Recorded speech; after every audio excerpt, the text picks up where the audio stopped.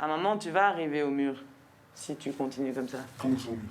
Bah, au fait que tu n'auras pas de solution.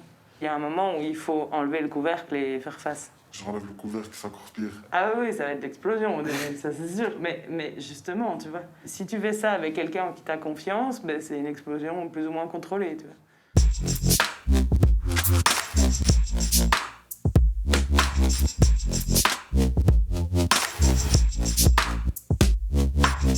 Vous pouvez vous mettre...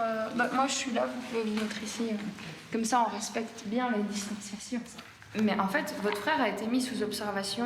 Alors, il y a eu un incident et apparemment, de ce que j'ai compris, donc il s'est présenté lui-même à l'hôpital en disant « ça va pas, j'ai envie de faire du mal à ma mère, j'entends des voix, etc. » Et ça, c'était fin décembre 2020. Et là, on l'a mis en observation. Donc le parquet est intervenu, ils l'ont mis en observation pour 40 jours. Et après, ils l'ont fait sortir le 11 janvier, donc enfin 11 jours après. Et moi, ce qui... 10 jours avant les faits. Ouais, 10-15 jours avant les faits. Et donc, enfin, moi, je suis désolée, mais j'ai ici une attestation du médecin en chef qui dit « absence évidente de dangerosité tant pour lui-même que pour autrui ». Alors, sachant qu'après, il a tapé avec un tisonnier sur le crâne de votre mère et qu'elle est toujours dans le coma depuis février. Absence totale de troubles du comportement. Alors ça fait 20 ans qu'il s'est diagnostiqué. C'est ça, il a passé la moitié de sa vie en institution. Pour moi, au moins alerter l'hôpital, enfin au moins alerter, c'est le minimum, hein, parce que là, ça va pas du tout. Enfin, en fait, c'est dangereux, je trouve ça même dangereux pour s'ils font ça avec tout le monde. Enfin... J'ai du mal avec le fait de rien faire, parce que je trouve ça trop gros. Ouais, moi aussi, moi aussi. Parfois, je suis révoltée par l'injustice. J'ai envie de me battre, mais je suis souvent rattrapée par la réalité. C'est compliqué de ne pas basculer dans les émotions et de garder la juste distance avec mes clients.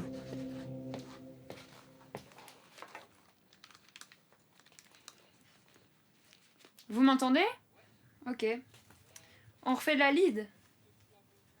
First time, never lose, every model in the room.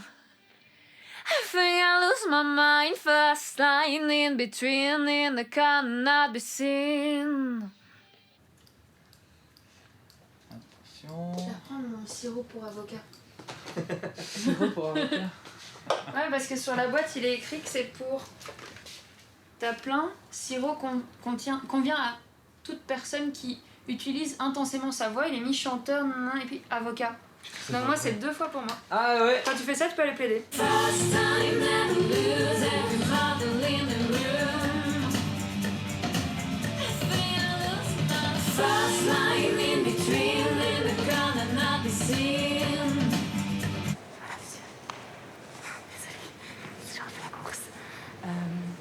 Ça va, vous êtes bien habillés. Oui, c'est ça. Vous avez l'attestation de grossesse ou pas? Non, oui, sur WhatsApp. Oui, mais je ne sais pas l'imprimer parce que j'étais en voici. En photo, quoi. Montrer le foie, à quoi ça ressemble.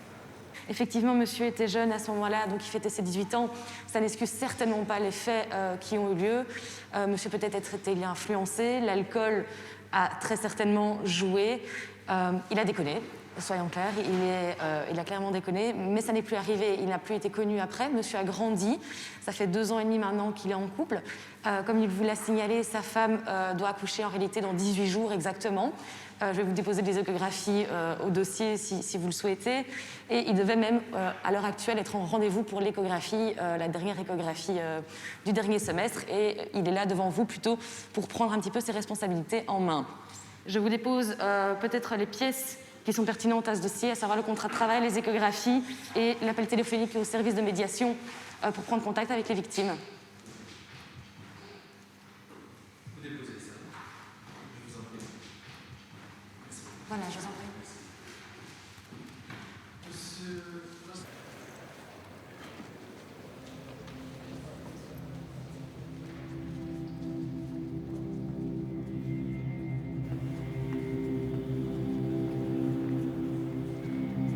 Là, j'ai rendez-vous avec un client à qui on a retiré la garde de son enfant il y a des années. Je me demande s'il est au courant que sa fille va pas bien. J'espère qu'il comprendra qu'elle doit changer de famille d'accueil. Les placements d'enfants, c'est toujours délicat. Alors, je reprends juste votre dossier. Voilà.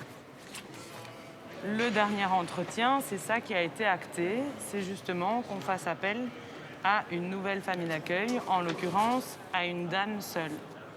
Si vous voulez plusieurs exemples. Voilà, donc qu'elle a le sentiment de ne plus faire partie de cette famille, qu'elle a un vécu de rejet, d'accord ?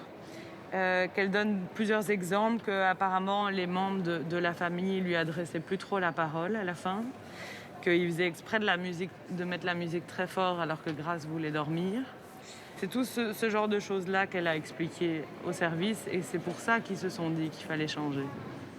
Vous avez des questions par rapport à ça, monsieur ? Non, j'ai pas de questions, mais je suis un peu choqué de ça. Ben oui, je comprends. Ça se passe comme ça parce que chaque année, on vient chez la juge de la jeunesse, on dit que Grace, elle va bien, ça va toujours bien. Donc moi, je sais que ça va bien pour Grace. Avec ce rapport, je suis un peu choqué en fait. D'accord. Et donc l'idée, ce serait de faire appel à un groupe d'experts qui pourraient voir comment elle va, voir quel impact ça a eu, tous ces changements sur elle, et voir ce qu'on fait pour la suite pour qu'elle aille bien. Et ça, vous serez d'accord de participer à ce bilan pour faire un peu l'histoire de Grace, pour voir comment on peut l'aider ? Oui, il n'y a pas de problème. Ok.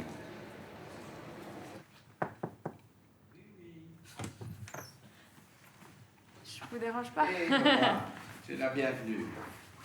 Je vous avais raconté, c'est la mère qui a été frappée par son fils schizophrène. Ah mon Dieu. Oui. Et elle a été retrouvée dans la cave à moitié inconsciente. Et là, elle a été dans le coma pendant des mois. Et elle s'est enfin réveillée. Enfin, réveillée. Elle a les yeux qui s'ouvrent. Et elle sourit. Mais c'est tout ce qu'elle fait. Parce qu'elle a quand même... Je pense que son hémisphère, je ne sais plus si c'est gauche ou droit, il y a une entaille de 4 cm de profondeur à cause d'un tisonnier. C'est les barres en métal. Il a tapé avec ça. Et donc, en lisant le dossier répressif, moi, je me suis constituée partie civile pour la fille. Et je lui ai dit que moi, ce que je trouvais hallucinant dans le dossier, c'est que 15 jours avant cet épisode, il a été à l'hôpital de son propre chef et il a demandé d'être interné. Et donc, ils l'ont interné, ils l'ont mis sous observation par le procureur, etc. pendant 10 jours. Et au bout du 10e jour, normalement, ça devait durer 40 jours, ils l'ont libéré. La question qu'on se pose, c'est est-ce qu'on ne peut pas attaquer l'hôpital ? Parce que quand il a été à l'hôpital, et ça c'est dans le dossier répressif, et ça a été donné aussi, il est mis « Monsieur a une schizophrénie paranoïde résistante ». Ça c'est un autre médecin qui a donné. Monsieur explique que sa mère le persécute et qu'il a envie de l'assassiner. Pendant l'entretien, monsieur demande qu'on l'aide à le faire. Moi, je trouve ça quand même un peu gros. J'ai l'impression qu'il y a quand même une responsabilité du médecin. Tu dois quand même être prudente à ceci, Laura, malgré tout l'intérêt que tu as pour ce dossier. Mais il faut quand même que ce que tu penses faire, il faut que tu sois mandaté. Tu comprends ? Oui, tout à fait. Mais sur le côté, une indignation qui nous prend dans tous les dossiers. Et heureusement que nous avons cette indignation parce que ça nous permet de bien plaider, de bien défendre.